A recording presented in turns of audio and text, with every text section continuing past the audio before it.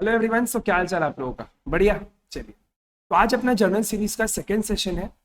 First session में हम लोगों ने 5 जर्नल एंट्रीज को कवर किया था। अगर आप लोगों ने अभी तक उस वीडियो को नहीं देखा है तो लिंक आपको डिस्क्रिप्शन आई बटन दोनों में मिल जाएगा, जरूर देखिएगा। आज हम लोग नेक्स्ट 5 जर्नल एंट्रीज को कवर कर रहे हैं। स्टार्ट करते हैं। देखिए, सबसे पहला जर्नल एंट्री क्या दिया हुआ है? Sold personal car and invested the money into the business ₹1 lakh. अब इस ट्रांजैक्शन का प्लेन रीडिंग करने से आपको ऐसा फील हो सकता है कि इसमें दो ट्रांजैक्शन इन्वॉल्व है, एक कार का सेल होना और एक 1 लाख रुपीज को बिजनेस में इन्वेस्ट करना। डिटेल में समझते हैं इसको। आप सबसे पहले ये सोचो कि क्या ये जो कार सेल हुआ है ये हमारे बिजनेस के बुक्स ऑफ अकाउंट्स में रिकॉर्ड होना चाहिए या नहीं? ये आंसर इज नहीं होना चाहिए। क्यों? आप ऐसा सोचो, जब ये कार परचेज हुआ होगा, जब ओरिजिनली इस कार को परचेज किया गया होगा, तो क्या ये कार हमारे बुक्स में आया होगा? क्या जब ये कार हम लोगों ने परचेज किया था तो बिजनेस के बुक्स में ऐसा कोई एंट्री आया होगा, car account debit to bank account? The answer is no. क्यों? क्योंकि ओनर का पर्सनल कार है। अकाउंट्स में as per accounting entity concept हम लोग बिजनेस ट्रांजैक्शन को और ओनर के पर्सनल ट्रांजैक्शन को अलग अलग कर देते हैं। ओनर का कोई भी पर्सनल ट्रांजैक्शन हमारे बुक्स में रिकॉर्ड नहीं होगा। मतलब जब इस कार को ओरिजिनली परचेस किया गया होगा तब ये जर्नल एंट्री हम लोगों ने अपने बुक्स में रिकॉर्ड नहीं किया होगा। क्योंकि कार परचेस को रिकॉर्ड नहीं किया था तो कार के सेल को भी हम लोग रिकॉर्ड नहीं करेंगे। मतलब ये जो जर्नल एंट्री होना चाहिए था बैंक टू कार, ये एंट्री आएगा लेकिन बिजनेस के बुक्स में नहीं बल्कि ओनर के पर्सनल बुक्स में। ओनर अपने पर्सनल बुक्स में एंट्री जरूर करेगा, bank account debit to car account, लेकिन बिजनेस के बुक्स में ये कार सेल का ट्रांजैक्शन रिकॉर्ड नहीं होगा। नेक्स्ट पार्ट को देखते हैं। Invested the money into the business ₹1 lakh. अब ये जो ट्रांजैक्शन है, जब ओनर ने अपने कार को सेल किया और सेल करके जो प्रोसीड्स आया, जो ₹1 लाख मिला, उसको बिजनेस में इन्वेस्ट किया, ये ट्रांजैक्शन जरूर हमारे बुक्स में रिकॉर्ड किया जाएगा। अब इसका मतलब क्या है? ओनर ने कार को बेचा, ₹1 लाख आया, बिजनेस में इन्वेस्ट कर दिया। This is as good as capital introduction. Owner ने अपने बिजनेस में फर्दर कैपिटल इंट्रोड्यूस किया और कैपिटल इन्वेस्ट किया। तो हमारे बिजनेस के बुक्स में ट्रांजैक्शन क्या रिकॉर्ड होना चाहिए? The journal entry would be, suppose उसने बैंक में डिपॉजिट किया या कैश, आप कुछ भी लिख सकते हो, तो दोनों लिख लेते हैं, बैंक अकाउंट डेबिट या cash account debit as the case में भी, टू कैपिटल अकाउंट। क्योंकि ओनर ने बिजनेस में और पैसा पंप किया है, इंजेक्ट किया है, इन्फ्यूज किया है, इसीलिए बिजनेस का कैपिटल बढ़ जाएगा। और क्योंकि हम लोगों को आइदर कैश या बैंक में पैसा मिला है तो कैश या बैंक को हम लोग डेबिट कर देंगे, क्योंकि debit what comes in, so bank account debit. And क्योंकि हमारा लाइबिलिटी बढ़ रहा है कैपिटल, तो कैपिटल को क्रेडिट कर देंगे। आई होप आप लोगों को समझ में आया एंट्री। आगे बढ़ते हैं। Goods costing ₹50,000 was destroyed by fire and insurance company admitted claim of ₹25,000। आराम से देखिए, इवेल्युएट करते हैं। हमारा कुछ गुड्स था ₹50,000 का, वो फायर से जल गया, it was destroyed by fire. और इंश्योरेंस कंपनी बोल रहा है कि सर, क्योंकि आपने हमारे से इंश्योरेंस लेके रखा है, हम आपको ₹25,000 का क्लेम दे देंगे। इंश्योरेंस कंपनी ने एडमिट किया है, अभी तक दिया नहीं है। हम लोग को ऐसा बोला गया इंश्योरेंस कंपनी के थ्रू कि हम आपको ₹25,000 दे देंगे। ठीक है। अब आप यहां पर एक चीज सोच के देखो, क्या आपको ऐसा लगता है कि आपका जो लॉस हुआ है वो 50,000 का है? Sir the answer is no, बिल्कुल भी नहीं। हमारा गुड्स 50,000 का जला है, ये बात करेक्ट है, इसमें कोई डाउट नहीं है, लेकिन हमारा लॉस 50,000 का नहीं हुआ है। क्यों? क्योंकि इंश्योरेंस कंपनी बोल रहा है कि वो हम लोगों को ₹25,000 दे देगा। अभी तक मिला नहीं है लेकिन दे देगा। मतलब आपका लॉस 50,000 का नहीं है, 25 आपको मिलने वाला है, और आपका गुड्स ₹50,000 का डिस्ट्रॉय हुआ है। ये बात एकदम क्लियर है। सर इसका जर्नल एंट्री क्या होगा? सबसे पहला देखिए, loss by fire account debit, या आप लिख सकते हो goods loss by fire account, as a case में भी दोनों चलेगा। Loss by fire account debit ₹25,000, क्योंकि हमको लॉस केवल 25 का हुआ है।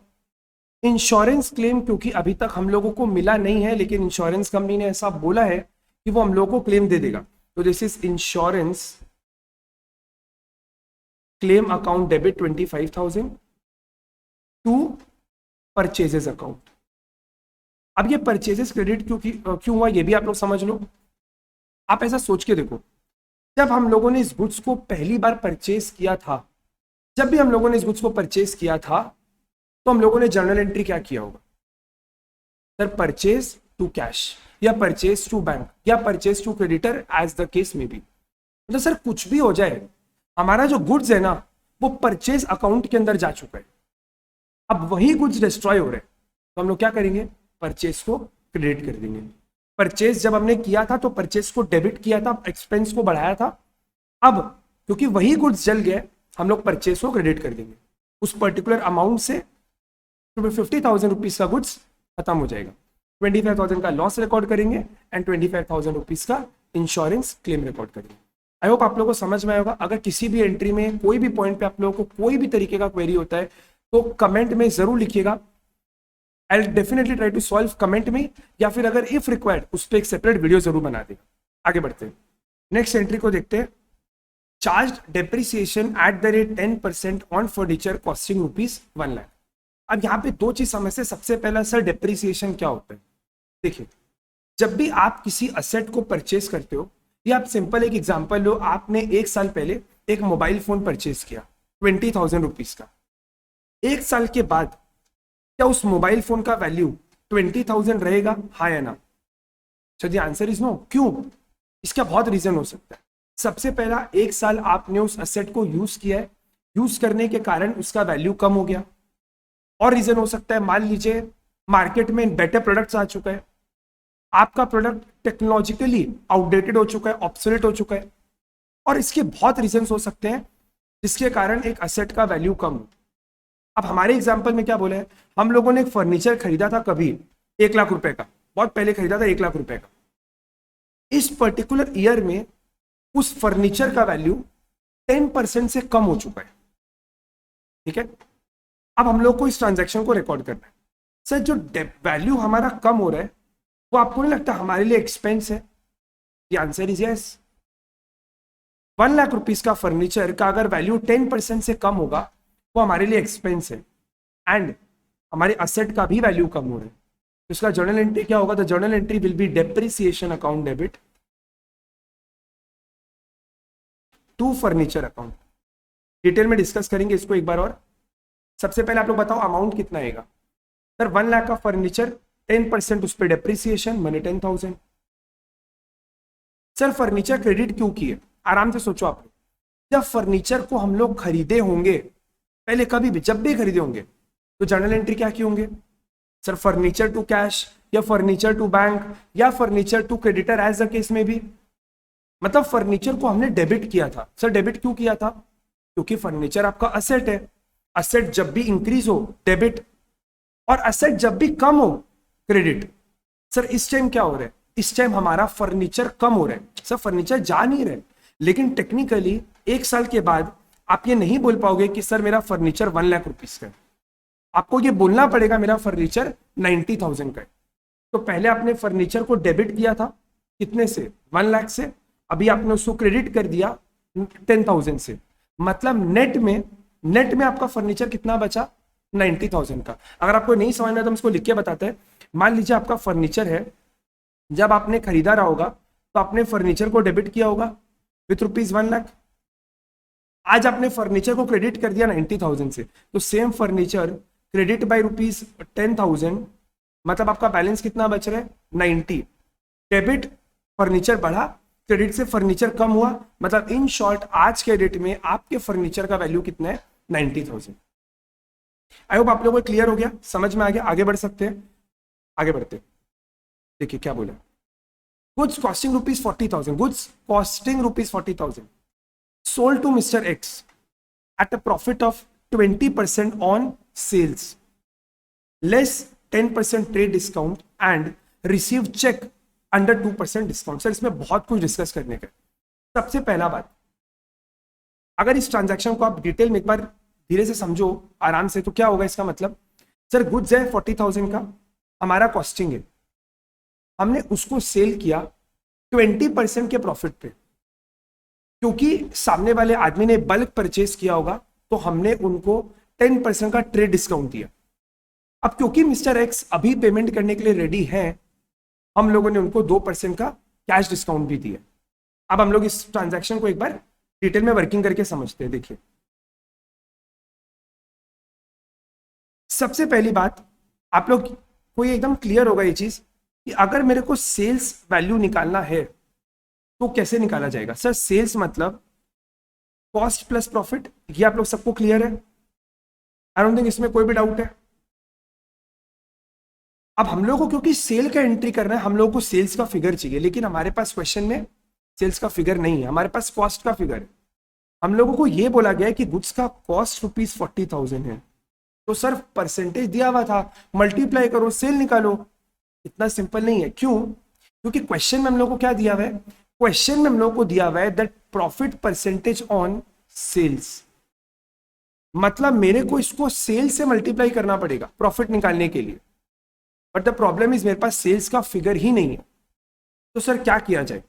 हम लोगों को क्या करना पड़ेगा, इस प्रॉफिट ऑन सेल को कन्वर्ट करना पड़ेगा प्रॉफिट ऑन कॉस्ट में, क्योंकि हमारे पास कॉस्ट का फिगर है। अगर हमको ये पता चल जाए कि हम लोग कितना प्रॉफिट कमा रहे हैं हमारे कॉस्ट पे, तो हम लोग इजीली उसको मल्टीप्लाई करेंगे और हमारा सेल्स वैल्यू निकाल लेंगे। ठीक है। अब सर इसके ना पीछे एक रिलेशनशिप है, आप लोग उसको समझो और फिर उसके पीछे का हम आप लोग को रैशनल बताते हैं। पहले मैकेनिकली आप लोग देखो इसको, profit percentage on cost and profit percentage on sales. हम लोग को क्वेश्चन में क्या दिया हुआ है? हम लोग को परसेंटेज दिया हुआ है 20% ऑन सेल्स, ये हमारा प्रॉफिट का मार्जिन है। अब आप 20% को अगर फ्रैक्शन में कन्वर्ट करो तो आप उसको ये लिख सकते हो 1/5 आराम से। You can write 1/5। सर कैसे किया? 20/100 कैंसिल किया, 1/5 आया। परसेंटेज ऑन सेल को अगर परसेंटेज ऑन कॉस्ट में लेके जाना है तो आपको इस फ्रैक्शन के डिनोमिनेटर को 1 से माइनस करना पड़ेगा, मतलब ये हो जाएगा 1/4 ऑन कॉस्ट विच इज ₹25%। अब आप इसको एक बार इवेल्युएट करके भी देखो, ये तो हम आपको मैकेनिकली बताया, अब आप इसके बाद प्रूफ भी करके देखो। मान लो आपका एक गुड्स है जिसका कॉस्ट है ₹100, प्रॉफिट परसेंटेज कितना है? 25%। ठीक है, तो आप यहां पर ऐड करो 25%, प्रॉफिट कितना आएगा? 100 का 25% इज 25, टोटल सेलिंग प्राइस कितना? 125। अब यहां पर देखिए प्रॉफिट को बोलने का दो तरीका है। हमने कॉस्ट पे कितना कमाया? 100 के चीज को 125 में बेचा, माने हमने 25% कमाया। अगर हम आपको सेम चीज पूछे कि आपने 125 पे 125 पे कितना प्रॉफिट कमाया, सर 25 ही कमाया, बट यहां पर आपका परसेंटेज कैसे आएगा? परसेंटेज ऑन सेल्स, मतलब 25/125 into 100 which is equals to 20%। मतलब ये एक स्टैंडर्ड रिलेशनशिप है जो आप लोग याद रख सकते हो। ये तो हम आप लोगों को प्रूफ करके बता दिया, बट एक स्टैंडर्ड रिलेशनशिप है जिसको आप लोग याद रख सकते हैं। अगर आपको कभी भी प्रॉफिट परसेंटेज सेल्स पे दिया हो, आप उसके डिनोमिनेटर में 1 लेस करो, पहले उसको फ्रैक्शन में कन्वर्ट करो, फिर उसके डिनोमिनेटर में 1 लेस करो, आपको परसेंटेज ऑन कॉस्ट मिल जाएगा। सिमिलरली अगर मान लो आपको यहां पर दिया होता 1/6 ऑन कॉस्ट, कॉस्ट से सेल में जाने के लिए आप डिनोमिनेटर को 1 से ऐड कर दो, आंसर मिल जाएगा आपको। अब एक और वर्किंग नोट बनाते हैं। देखिए हमारे को क्वेश्चन में क्या दिया हुआ था, दैट हमारे गुड्स का कॉस्ट था ₹40,000 and the profit percentage on sales was ₹20%। कौन कॉस्ट में वो आ जाएगा? 25%, माने 1/4। तो हमारा प्रॉफिट कितना निकलेगा? 1/4 on 40,000 which is nothing but 10,000। तो ये जो 50,000 रुपीज निकला, ये हमारा एक्चुअली लिस्ट प्राइस है।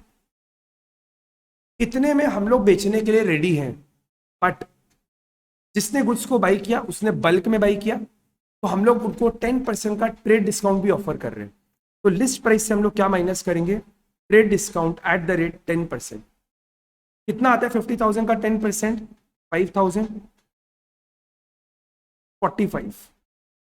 अब मिस्टर एक्स बोले कि क्योंकि हम आपको प्रॉम्प्ट पेमेंट कर रहे हैं, तुरंत पैसा दे रहे हैं, तो आप ना मेरे को कैश डिस्काउंट भी दो। कितना था क्वेश्चन में? Just a second, 2%। आप मेरे को 2% का कैश डिस्काउंट ऑफर करो। तो 45,000 का 2% इज 900 रुपीज, मतलब 44,100 का चेक हम लोगों को मिस्टर एक्स से मिलेगा। This is the cheque that we will receive from mister X. ये आप लोगों को समझ में आया? सबसे पहले हम लोगों ने लिस्ट प्राइस निकाला, उससे ट्रेड डिस्काउंट को माइनस किया, जो रिजल्टिंग फिगर है उससे कैश डिस्काउंट को माइनस किया, और इतने का चेक हम लोगों को मिस्टर एक्स से मिला है। अब इसको जर्नल में कैसे प्लॉट करेंगे? सबसे पहले ध्यान रखिएगा, हम लोग ट्रेड डिस्काउंट को कभी भी अपने अकाउंट्स में रिकॉर्ड नहीं करते। हमारे लिए गुड्स का सेल्स प्राइस कितना था? 45। 5,000 ट्रेड डिस्काउंट को अकाउंट्स में हम लोग इग्नोर कर देते हैं, लेकिन उसका इफेक्ट जरूर लेते हैं। ठीक है, तो इसको रिकॉर्ड कैसे करेंगे? यहां पे ये देखिए, सबसे पहला क्योंकि हम लोग को चेक मिला था तो बैंक अकाउंट डेबिट, अज्यूम करते हैं कि चेक उसी दिन डिपॉजिट हो गया, तो बैंक अकाउंट डेबिट। क्योंकि हम लोगों ने डिस्काउंट दिया है तो हमारे बुक्स में डिस्काउंट अलाउड आएगा, discount allowed again is expense, तो debit. And to, sales account. हम लोगों ने सेल कितने का किया? 50 का नहीं, क्योंकि 50 तो आपको रिकॉर्ड ही नहीं करना है। हम लोगों ने 45 का सेल किया, उसमें 2% का डिस्काउंट हम लोगों ने दिया, मैंने 900, तो हमको चेक कितने का मिला? 44,100। सर बैंक में पैसा चेक मिला, मतलब बैंक बढ़ा 44,100, डिस्काउंट हम लोगों ने दिया 900, और सेल्स कितने का किया? 45 एंड नॉट 50। आई होप आप लोगों को क्लियर है। कोई आप लोगों को क्वेरी होता है तो कमेंट में अपने डाउट्स को जरूर लिखिएगा। आगे बढ़ते हैं, नेक्स्ट ट्रांजैक्शन देखिए। Receive cash for bad debt return of last year 10,000। Sir last year हमारा कुछ बैड डेट हो गया था, हम लोगों ने उसको राइट ऑफ कर दिया था, इस साल वापस हमको रिसीव हो गया। सर एक डेटर था लास्ट ईयर, उसने बोला मैं पैसा नहीं दे पाऊंगा, आई एम अनेबल टू पे you the money, I will not give. तो हम लोगों ने क्या किया था? बैड डेट रिकॉर्ड कर दिया। आप उसके पहले चलो, थोड़ा सा और पहले चलो, जब हम लोगों ने उस डेटर को 10,000 रुपीज का सेल किया होगा, तो हम लोगों ने अपने बुक्स में जर्नल एंट्री क्या किया होगा? सर हम लोगों ने एंट्री किया होगा डेटर टू सेल्स। ये थोड़ा पहले का हम आप लोगों को एंट्री बता रहे, थोड़ा सा थिंकिंग एबिलिटी आप लोग को और डेवलप करने के लिए। डेटर टू सेल्स, सर कुछ टाइम बाद वो आके बोला कि सर हम आपको पैसा नहीं दे पाएगा, हमारे लिए लॉस। तो हम लोगों ने लास्ट ईयर क्या एंट्री रिकॉर्ड किया होगा?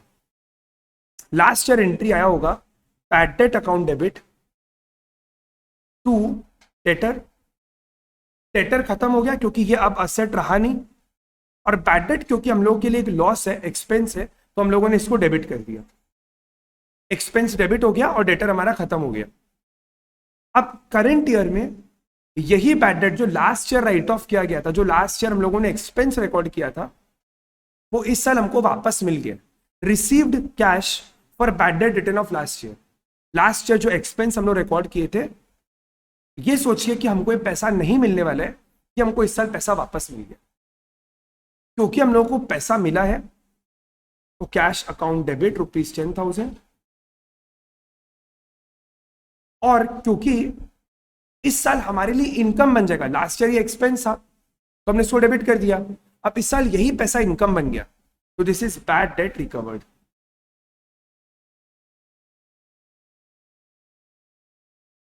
₹10,000। तो आई रियली होप कि आप लोग को ये सेशन अच्छा लगा होगा। अगर वीडियो अच्छा लगा तो वीडियो को लाइक जरूर करिएगा, फ्रेंड्स के साथ शेयर करिएगा, और चैनल को सब्सक्राइब जरूर करिएगा। Till then stay connected, thank you, take care, मिलते हैं अगले वीडियो में, बाय बाय।